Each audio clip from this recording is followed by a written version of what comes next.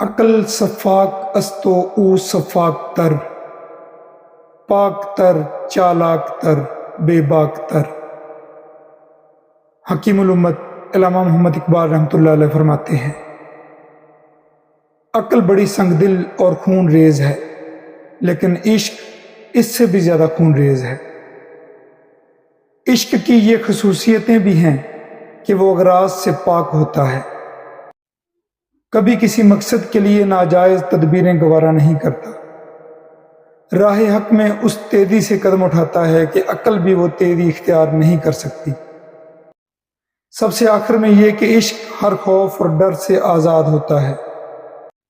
عقل اپنے مقاصد کی تکمیل کی خاطر دوسروں کا خون بہانے سے گریز نہیں کرتی، جبکہ عشق خدا تعالیٰ کی خاطر اپنی جان تک قربان کر دیتا ہے۔